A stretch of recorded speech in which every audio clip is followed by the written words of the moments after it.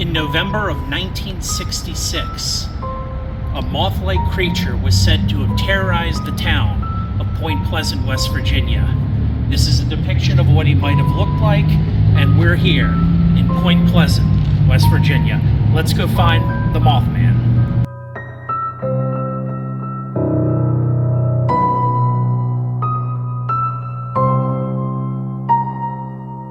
It was time to hit the road once again and visit a few more colleges, and we wanted to look at Marshall University. So on the way there, I found a few places of interest, POIs for the uninitiated, with which to torture Krista and Lexi on our way to Huntington, West Virginia. The ride would be long and arduous, with multiple pee and snack breaks taken along the way, but we were prepared to soldier through.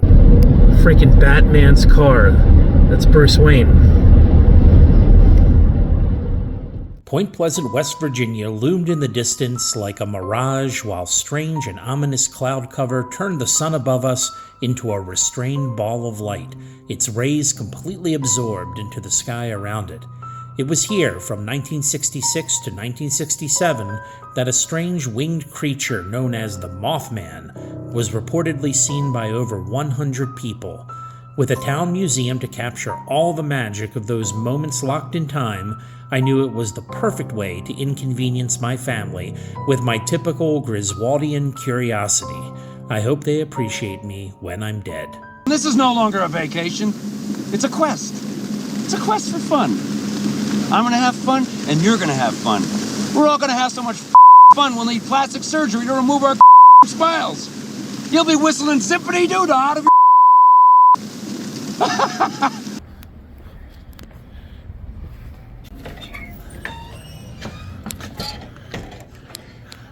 Hi, how are you? All right, how are you? Great.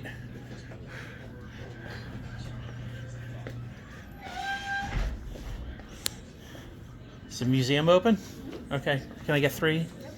So there we were, face to face with the Mothman and the evidence surrounding its existence.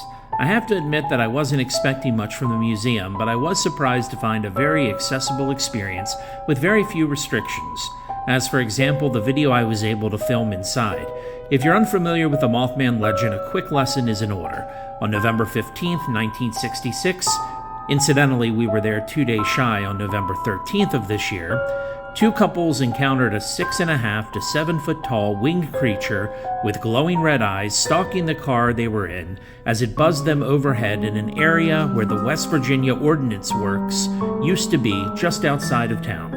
Sightings multiplied until the collapse of the Silver Bridge on December 15, 1967, when the sightings mysteriously stopped. While a lot of people have spent time discrediting the legend, Jeff Walmsley, proprietor of the museum, told me that he recently reunited with Roger Scarberry, one of the original 4 who first saw the Mothman in the area. He said he was actually concerned that Scarberry was going to recant, say the whole thing was made up for publicity's sake, but was a bit relieved when Scarberry confirmed that he did in fact see the creature. I told him that would have been bad for business, and he laughed in agreement.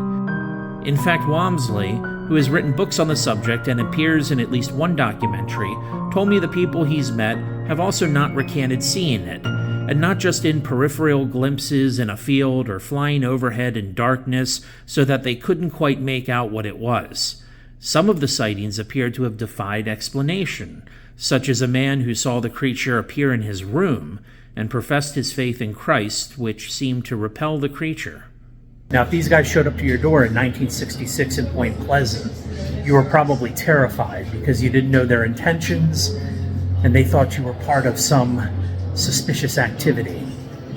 You probably heard a lot about the Men in Black. The Men in Black, no, it has nothing to do with the Will Smith movies, although that was based upon the Men in Black urban legend. The Men in Black urban legend, however, starts here in Point Pleasant, among some other places, but it's certainly tied into the story of the Mothman. This guy right here.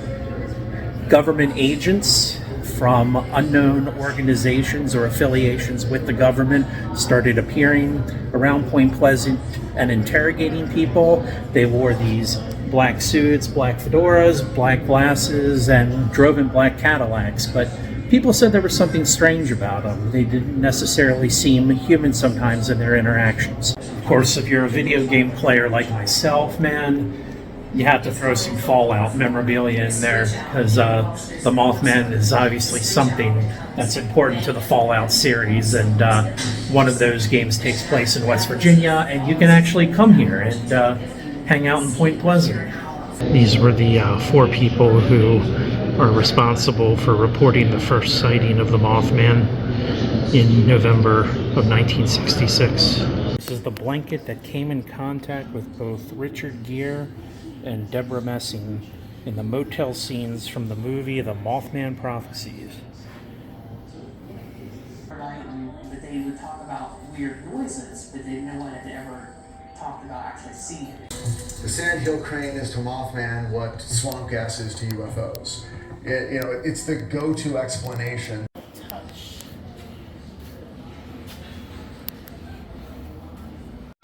Forensic-y on my trip because she was talking about.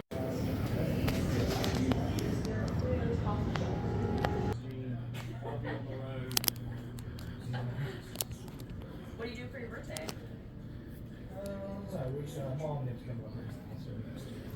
Cool. Not a whole lot. There he is. All right. I'll see you all.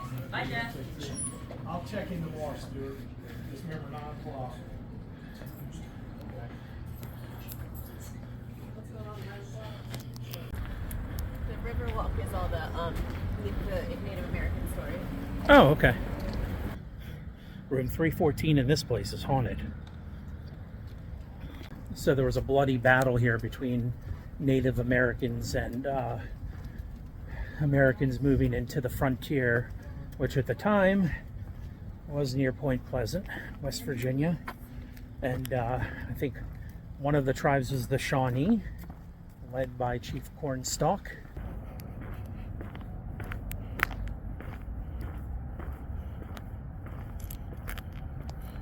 This is such a beautiful area, and this is my first time on the Ohio River.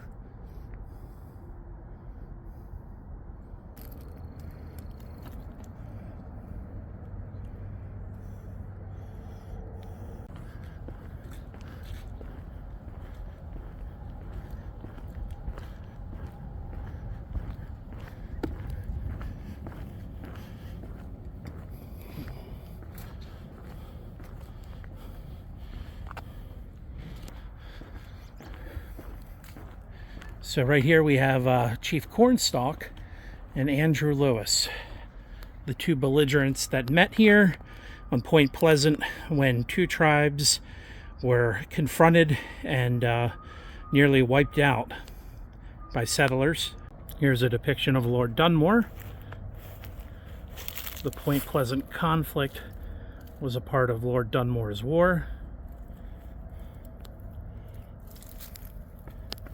So of course, like so many battles, the Point Pleasant battle was one of land annexation by the belligerents, who in this case were frontiersmen, colonizers coming into the area. They fought against a confederation of local tribes in 1774, so about 2 years prior to the signing of the Declaration of Independence.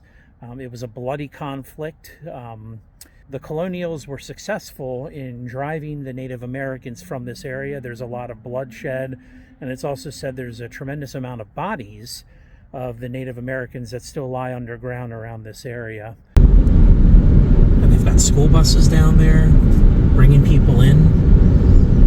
Yeah, probably workers.